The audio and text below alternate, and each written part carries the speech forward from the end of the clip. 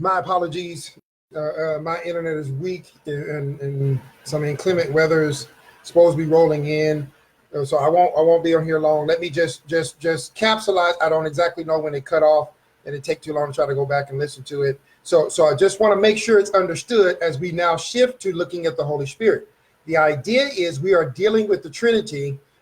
Excuse me. We are dealing with the Trinity, and we are saying that this is what God, throughout the scriptures, we looked at the New Testament, we looked in the Old Testament, we looked all the way from Matthew, all the way to Revelation, we looked at scriptures in Genesis, all the way up until Isaiah, and I promise you we could have went into Jeremiah and Ezekiel, where the Lord is speaking to the prophets, on and on and on and on and on. What is clear here is who was communicating with the Old Testament, unless, of course, there's a distinction being made. Like David said, my Lord, the Lord said to my Lord, sit here on my right hand. So the Father said to David that he is going to have Jesus, his Lord, sit on his right hand, but referred to Jesus as David's Lord. Now, how could Jesus be David's Lord? That's referenced in 2 Peter. So how could Jesus be David's Lord if Jesus only exists at the point of being born into Mary? And let me ask the question again. How could David see Jesus as his Lord, as referenced by Peter in 2 Peter? As referenced by Peter in Acts chapter 2. So how can Peter see David? How can David see Jesus as his Lord and therefore say that the Father, the Lord, said to my Lord, the Son, sit at my right hand while I make your enemies your footstools? He wasn't referring to David as Lord, as Peter goes on to clarify. David's bones is with us. He's dead. He's buried with us. His bones continue to exist to this day with us. So he's not talking about David as Lord, even though David was a Lord, a king, a Lord, or a person of chief position. No, he's not referring to David, because David is the one who's speaking. So the Father revealed to David that his Son is his Lord, and his Son is going to sit on his throne, on the throne of Israel, and he's going to rule, and he's going to make the very enemies his footstool. Well, who was his enemies? Satan, demons, and all those who stand with them are ultimately his enemy. So again, my apologies. My internet is very weak, but I wanted to come on. I didn't want to just leave it hanging like that. I almost did, but I said, no, let me just come on and at least just kind of put a nice bow on this next week. Because I could have did more verse. We're going to get into looking at the Holy Spirit. I know some of you have heard this. Is it a force, or is he? Now, the scriptures is where we get our reference. Is where we get. Now, I know there are those who, well, and the he and the first and all this kind of thing. You can't say he, and who are they to say? Again, that's arguing against who? The writers are all gone. Well, unless you're arguing against the translators, but the translators translated he, personal pronouns, that was being used for the Ruach Kodesh, or the Holy Spirit, the holy breath of God, the Holy Spirit of God, the Spirit of truth, Spirit of Christ is referred to also as he, having personality, character. So we're going to look at passages on next week. I don't know how long it's going to take us to work through those passages. We're going to look at the New Testament as we did, and we'll look at the Old Testament. There's not a ton of passages in the Old Testament, but we will look at those ones that are available to us in reference to the Holy Spirit. One example, of course, Genesis chapter 1, verse 2. And we will look at that, and we will see if there's any distinction. If there's any distinction between him or it.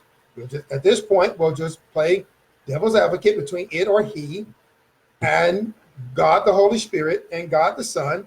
Then we have to acknowledge, and therefore what God says about God is that he is three, that he is one what, three who. One God that has three separate supreme deities with that make it a whole, that make him whole. And again, be careful words like he, outside of Jesus, who takes on human flesh through birth. The Spirit is a spirit. God, the Spirit, the Holy Spirit are spirits, but we use words like he because they have personality, they have a personification. And in writing, particularly in Greek, Hebrew, and Aramaic, you see he is often the personification. But then you have cases like in Proverbs, hopefully you've been reading with us through Proverbs, where Solomon refers to wisdom as she. Now that's not saying wisdom is a woman. And I understand, unfortunately, some women, see, he said wisdom is she. Women, we wise. That's not how you do that. And if you know anything about, if you paid attention in English class, which was not one of my favorite subjects, then you know poetry writers, for example, would use, metaphorically speaking, male and female traits. Male and female traits. Even in reference to animals, even though animals are actually, even if you talk to people who are animal, who work like animal doctors, animals are not he or her. Animals are it. In the scriptures, animals are it. They're not he or her. Even though they have male and female genitalia, if they're mammals, they are not males and females. They're its. So anyway, and I know that might not make pet lovers and animal lovers happy, but your goldfish is not a male or a female. Your dog is not a male or a female in terms of like a woman or a man. No, that is the distinction in terms of organs for producing more offspring, but otherwise they literally are referred to it. They're referred to as it. Humans are not referred to as its.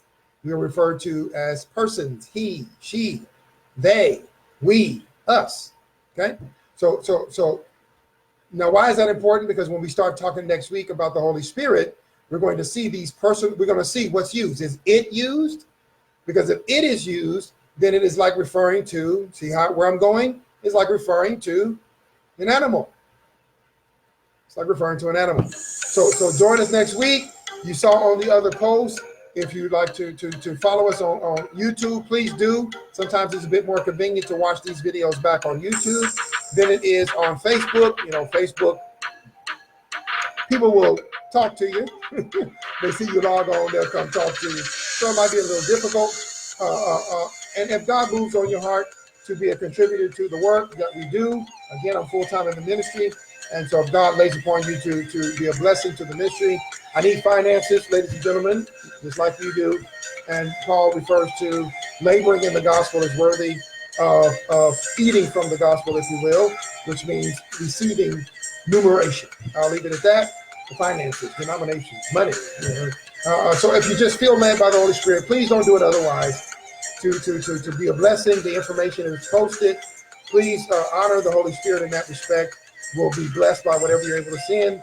That being said, we'll be back Thursday for Sunday School Review. Till then, be blessed, brothers and sisters.